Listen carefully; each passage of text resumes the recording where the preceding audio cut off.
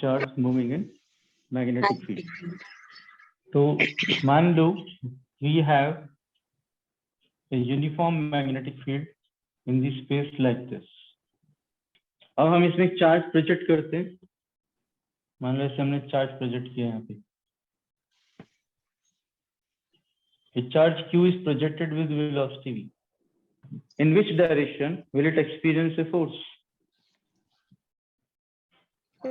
Right hand thumb rule से निकालिए ना। थंब रूल लगाओ। v cross v।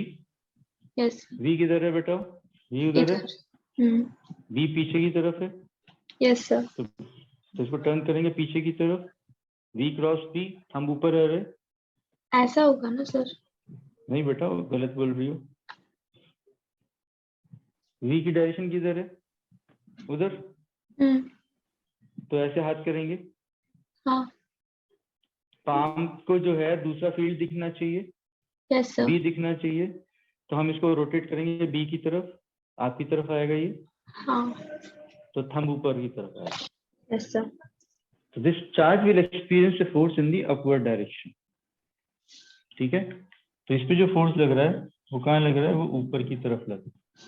अब ऊपर की तरफ फोर्स लग रहा है तो चार्ज कहाँ जाएगा? चार्ज ऊपर की तरफ बेंड हो जाएगा। ठीक है। तो ये इस प्रकार से ये जो चार्ज है this will execute a circular motion और ये पूरा चक्कर काट के आ जाएगा वापस ऊपर। जब चार्ज इधर था तब कहाँ जा रहा था? ऊपर की तरफ।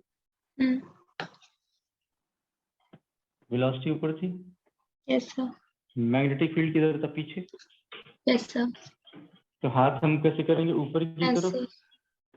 और पीछे की तरफ गया तो फोर्स कहाँ लगा? अंदर की तरफ। अंदर की तरफ। हाँ। तो यहाँ से फोर्स लग रहा है अंदर की तरफ। इधर ऊपर जाएगा तो फोर्स लगेगा नीचे की तरफ। इधर आएगा तो फोर्स लगेगा इधर की तरफ। तो हर बार फोर्स किधर लग रहा है? सेंटर की तरफ लग रहा है। हर जगह पे फोर्स सेंटर की तरफ लग रहा है। तो फिर ये वाला फोर्स कौन सा फंक्शन रोल अदा कर रहा है यहाँ पे? सेंट्रीपिटल फोर्स का रोल अदा कर रहा है। किसका रोल अदा कर रहा है? Centripetal force. ठीक है। किसी भी सर्कुलर मोशन में दो तरह के फोर्सेस होते हैं। जो सेंटर की तरफ होता है वो सेंट्रीपिटल फोर्स, जो सेंटर से बाहर की तरफ होता है सेंट्रीफ्यूगल फोर्स। ठीक है। और किसी भी सर्कुलर मोशन के लिए जो एसेंशियल कंडीशंस है वो यही होती है कि सेंट्रीफ्यूगल फोर्स और सेंट्रीपिटल फोर्स दोनों बराबर हो। ठीक है। यस। हम ये दोनों फोर्स बराबर कर देंगे तो हमारी वो कंडीशन एस्टेब्लिश हो जाती है जिससे वो सर्कुलर मोशन एग्जिस्ट कर रही है। ठीक है। Yes sir. इसी समझ में आई? Yes sir. ये फिगर ड्रॉ कर लिया बेटा आपने? चलो थोड़ा सा डिस्क्रिप्शन लिखो इसका। Consider a charge Q be projected in a uniform magnetic field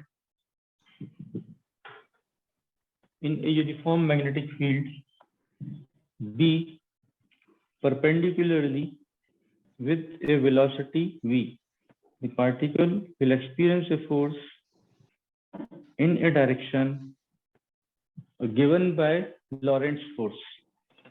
Under this condition, the charge completes its circular motion as shown in figure.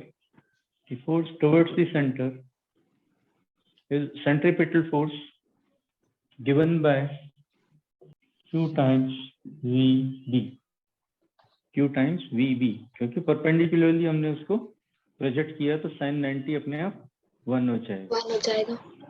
So this is magnitude of the force experienced by the charge, and this is centripetal force.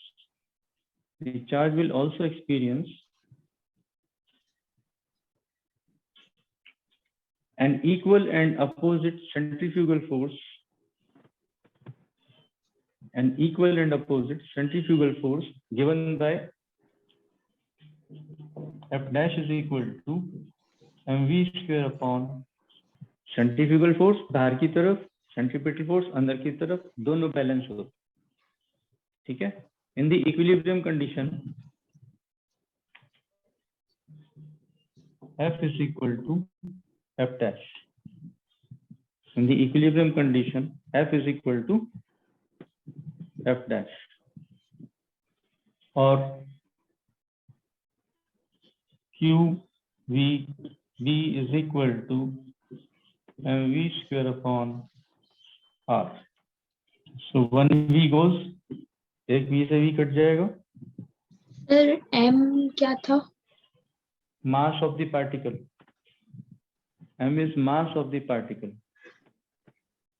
ठीक है। Yes sir. Electron है तो electron का मास, proton है तो proton का मास, alpha particle है तो अल्फा पार्टिकल का मास। जो भी particle, charge particle rotation motion में इसमें है उसका मास, ठीक है। यहाँ से हम आर निकाल सकते हैं, r is equal to m into v upon q into B. तो what do we see, radius of this circle, circular motion में चार्ज है, रेडियस ऑफ दिस सर्कल किस पर डिपेंड कर रहा है, mass into velocity, momentum of the charge. और नीचे क्या है बेटा, ये q into b charge on the particle into magnetic field. into magnetic field. So radius is proportional to momentum and radius is inversely proportional to the charge and strength of magnetic field. Magnetic field. तो आपको अगर magnetic field की strength पता है, particle का nature पता है, ठीक है, और वेलोसिटी पता है, तो आप रेडियस बता सकती हैं किस रेडियस का वो सर्कल एग्जीक्यूट कर रहा हो, ठीक है। Yes ये sir. चीज क्लियर हो गई, Yes sir. ठीक है। इंपॉर्टेंट है ये, इस पे छोटे न्यूमेरिकल्स बनते हैं, ठीक है, तो ध्यान में रखें। अब रेडियस हमें पता लग गया, हमें रेडियस पता है, हमें वेलोसिटी पता है, Yes sir. तो क्या हम उसका टाइम पीरियड रोटेशन निकाल सकते हैं? Yes sir. क्या करेंगे बताओ?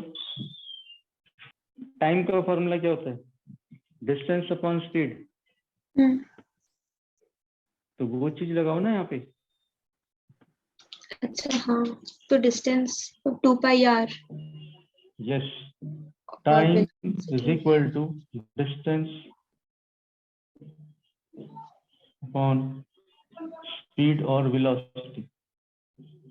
तो t is equal to 2 pi r upon v। Yes 2 pi r upon v. v, ठीक है। यस अब यहाँ पे r की वैल्यू पुट कर दो, ये वाली, ये हो जाएगा 2 pi upon v into M V upon Q B. Sir, answer को पाई के टर्म्स में छोड़ सकते हैं? हाँ छोड़ सकते हैं, वेलोसिटी से वेलोसिटी कट गया, क्या बचा? 2 pi m upon Q B, that is time period, ठीक है। टाइम पीरियड के यूनिट्स क्या होंगे इसकी? Seconds. Seconds, right. Now what is the reciprocal of time period? Frequency. हाँ सर, वो बहुत दूर दूर का कनेक्टेड है तो कोई बात नहीं, याद दिला रहा हूँ ना। So frequency is given by nu which is equal to 1 upon t. So frequency of the charged particle is nu, which is reciprocal of time period of rotation. तो इसको यहाँ पुट कर देते हैं रेसिप्रोकल करके, तो nu is equal to Q B upon 2 pi M. तो frequency मिल गई हमको। Yes sir.